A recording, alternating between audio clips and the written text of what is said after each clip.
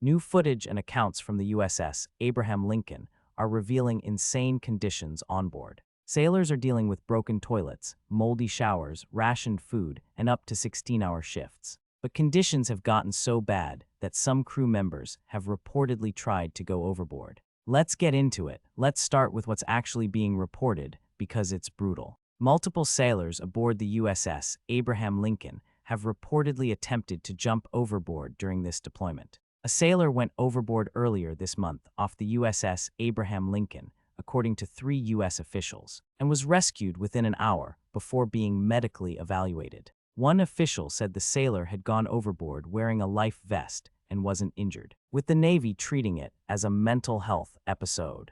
That's not an isolated case. Family members of sailors aboard the Lincoln have reported at least 2 incidents in which personnel attempted or appeared to prepare to go overboard. According to the Navy Times, amid concerns about living conditions, supply shortages, exhaustion, and mental health, one of those families put a name and a face to it. Annabelle Loma, whose husband is serving on the Lincoln, told the Navy Times that he tried to jump overboard during this deployment. Loma described him as scared, worried he'd face a dishonorable discharge for what happened, and burnt out from the grind of the ship. Another spouse spoke directly to Navy leadership during a family town hall. She said she'd received a message from her husband aboard the Lincoln saying he hopes he doesn't wake up tomorrow, and told Navy leadership that trust had been broken between families and command over the expectation that the Navy would keep sailors safe. So what's actually driving this? Stars and Stripes and Navy Times, 2 outlets that specialize in covering the military, both put out reports this week describing the crew's state. Stars and Stripes said its interviews with active-duty sailors and family members, along with dozens of public social media posts by crew, described sailors struggling with exhaustion and declining morale, including reports of suicidal thoughts and at least one instance where a crew member was prevented from jumping overboard. The list of complaints reads like a rundown of basic living standards falling apart all at once. Arizona Senator Ruben Gallego laid it out bluntly, describing the situation as one involving moldy showers, sporadic hot water, rationed meals and soap, broken toilets, and grueling 12 to 16-hour shifts with no days off. California Representative Mike Levin has been raising the alarm for months too, pointing to those exact same conditions when describing daily life on the ship. Now the Navy isn't sitting quietly on this. When CNN asked directly about the reports, the Navy pushed back hard. The Navy told CNN it hadn't observed an increase in suicidal ideations or attempts aboard the ship, and said it takes every service member's well-being seriously, with religious, medical, and mental health professionals available to assess concerns. Defense Secretary Pete Hegseth went even further. Asked about the reports, he said the conditions on the carrier had been completely misrepresented. That denial is now sitting right next to accounts from spouses, sailors, and 2 independent military publications. And it's what's fueling the political firestorm building in Washington. Because lawmakers from both parties are not buying the Pentagon's version quietly. Connecticut Senator Richard Blumenthal fired off a letter straight to Hegseth, and it doesn't hold back. Blumenthal wrote that there have been widespread reports of shortages of basic supplies, water contamination, plumbing issues, deteriorating mental health, and deck safety concerns aboard the ship, along with disruptions in the mail system that caused care packages to be lost in transit for months. Senator Gallego didn't stop at a letter. He's pushing for something much bigger. Gallego said the Navy must allow a bipartisan congressional delegation to visit the USS Lincoln to conduct an oversight investigation into the situation, pointing out that such delegations have visited actual war zones to inspect troop conditions, and that there's no reason the Lincoln should be off-limits. He also took a personal shot at the commander-in-chief, saying that unlike Donald Trump, he's actually seen active duty, and calling the way service members are being treated during this war not just disgusting, but dangerous.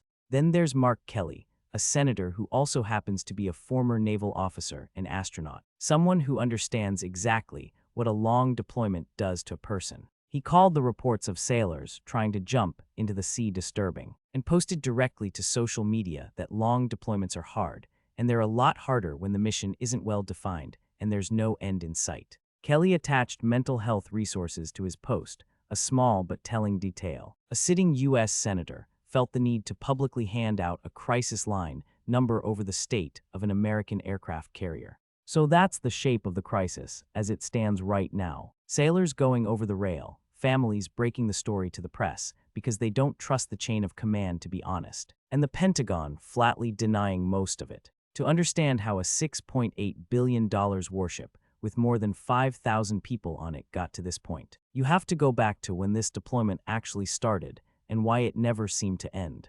The Lincoln didn't start out headed for a war zone. The San Diego-based carrier departed on November 21, 2025, and was subsequently rerouted to the Middle East before U.S.-Israeli attacks on Iran in February 2026. Its original job was patrol duty in the South China Sea. It was originally deployed for duty in the South China Sea before being rerouted to the Middle East ahead of the outbreak of Operations Epic Fury in February 2026. That reroute is the hinge the entire story turns on. Instead of a standard Pacific rotation with predictable port calls, the Lincoln got pulled straight into a shooting war. The nuclear-powered carrier, flanked by destroyers, steamed into the Middle East waters on January 26, 2026, amid the ongoing standoff in the region. Once the Iran war actually broke out at the end of February, the ship's job stopped being a scheduled deployment with an end date and became an open-ended commitment tied to how the war itself unfolded. And the war didn't wrap up quickly.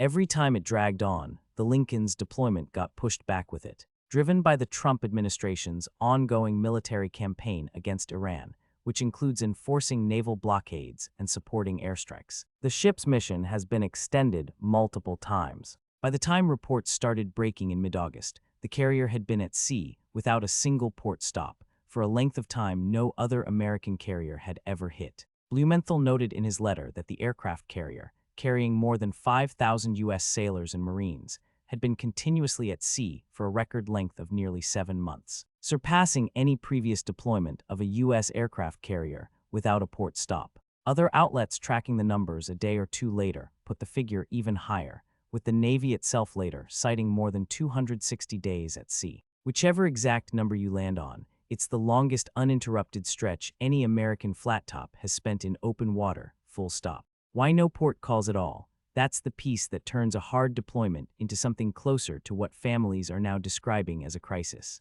A normal carrier deployment includes stops, refueling, resupply, and crucially, a break for the crew to set foot on solid ground, call home properly, and decompress. The Lincoln didn't get that because the region it was operating in was, in the Navy's own words, a war zone with disrupted infrastructure. U.S. Central Command pushed back on reports about poor conditions, saying the sailors and Marines remained resilient after more than 260 days at sea, while conceding the conflict created a highly contested environment where traditional supply hubs in the Middle East were disrupted by combat actions. That single admission from the Navy explains a huge chunk of what families have been describing. That disruption led to shortages and loss of mail aboard the aircraft carrier, with leadership prioritizing mission-critical supplies, first food, then hygiene items, then mail, before the Navy assured that sailors now have access to clean water and healthy meal options. In plain terms, the supply chain that's supposed to keep a floating city of thousands running smoothly broke down, and when the Navy had to ration what got through,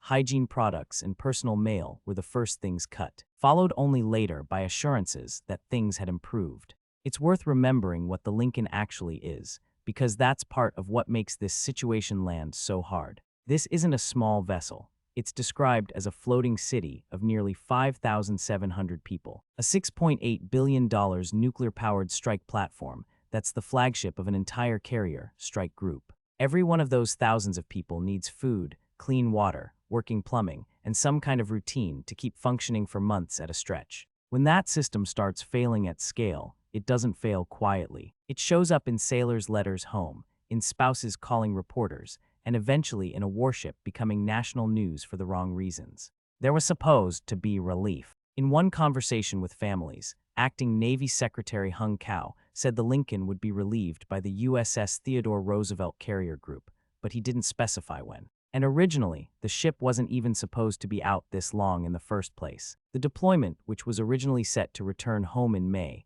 has instead stretched on for months past that. Every missed target for coming home is another data point in why morale kept sliding instead of stabilizing. Sailors were told repeatedly that relief was coming, and repeatedly it didn't. That's the mechanical explanation for the mess. but it doesn't fully explain the human toll. The sailors who felt so cornered they went over the rail, the wives calling reporters because they'd stopped trusting official channels, and the political fight now breaking out in Washington over who's accountable for it. That's where the story goes next. With the political pressure mounting and reports refusing to die down, the Pentagon finally moved on the one thing everyone was asking for: relief. The Pacific-based aircraft carrier, USS George Washington, has begun heading toward the Middle East as reports have emerged of mental health and supply issues aboard the long-deployed USS Abraham Lincoln. The George Washington left port in Da Nang, Vietnam, and has since been spotted crossing the Singapore Strait. With the Wall Street Journal reporting, it would replace the Lincoln as one of the 2 aircraft carriers stationed in the Middle East. A Navy official confirmed the ship was tracking through the Strait of Malacca, putting it on a direct course into the Indian Ocean and toward the Lincoln's operating area. But replacing a carrier isn't instant. The handover process alone takes several weeks, meaning the Lincoln's crew still had a stretch of waiting ahead of them even after help was finally dispatched. That timeline gap is exactly what's fueling the anger from families and lawmakers alike. It's one thing to send a replacement. It's another to leave a crew that's already reporting suicidal thoughts and jump attempts, to sit through weeks more of the same conditions while that replacement crosses 2 oceans to get there. Inside the Navy's own briefings to families, the picture painted wasn't much rosier than what reporters were finding independently. Among the concerns raised in one family meeting were reports of a lack of supplies, food shortages, water contamination, and mail system disruptions, according to MS Now, which reviewed audio and video recordings of the meeting. These weren't rumors filtered through anonymous social media accounts. They were being laid out directly to a room of military families by their own leadership, and then leaked to reporters because families felt the full picture still wasn't reaching the public or Congress. That disconnect is exactly what's pushing lawmakers past strongly worded letters and toward demands for physical access. Blumenthal's letter didn't just list complaints, it included a direct appeal to Hegseth, asking for further information about conditions on board and demanding that a bipartisan congressional delegation be allowed to visit the ship. He also pressed for something more fundamental than a supply audit. Blumenthal asked the Navy to explain what military objective the Lincoln's ongoing deployment is meant to achieve, and how the Defense Department assesses whether the carrier's continued presence is even necessary to accomplish that objective. That's a senator questioning whether the entire extended mission has a clear purpose at all, not just whether the toilets work. Galigo's language stayed just as sharp days after his first statement. He kept pressing the point that sailors deserve to know when they're coming home, framing the uncertainty itself as part of the harm being done, separate from the physical shortages. And this fight isn't happening in a vacuum. It's tangled up with the broader argument in Washington over the Iran war itself. While some officials dismissed reports of the dire situation, congressional lawmakers have demanded an urgent inquiry into the ship's record-breaking time at sea. The carrier's ordeal has become a stand-in for a bigger question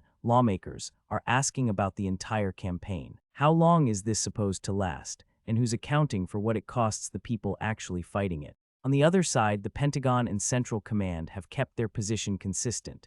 The ship is fine, the mission is going well, and the reports are overblown. Hegseth's completely misrepresented comment set the tone, and CENTCOM backed it up by pointing to the crew's endurance rather than acknowledging a crisis. Central Command described the sailors and Marines of the Lincoln Strike Group as remaining resilient and resolved after more than 260 days at sea, alongside 10,000 aircraft launches. That framing, emphasizing the numbers of missions flown, rather than the conditions crews were flying them under, is precisely what's drawn accusations from Democrats that the administration is more interested in showcasing operational output than addressing what its own sailors are going through. So where does that leave things right now? The George Washington is still crossing open ocean toward the Middle East. The Lincoln is still out there, still without a confirmed return date, even after Cow's mention of eventual relief. Families like the Lomas are still waiting on updates through informal channels, ombudsmen, town halls, and reporters, because official communication has been thin. And in Washington, the fight over congressional access to the ship is still unresolved, with the Pentagon yet to grant the delegation visit that Galigo and others have demanded. What's clear is that whatever gets found, if that delegation ever steps on board, the story has already done its damage in Washington. A ship built to project American power abroad has instead become the subject of hearings, open letters, and a public argument between senators and the Secretary of Defense over whether the people on it are being told the truth. Multiple sailors tried to leave that ship the only way available to them in the middle of the ocean. And for the crew still standing watch on deck right now, the wait for the George Washington to finally take over is the only relief in sight.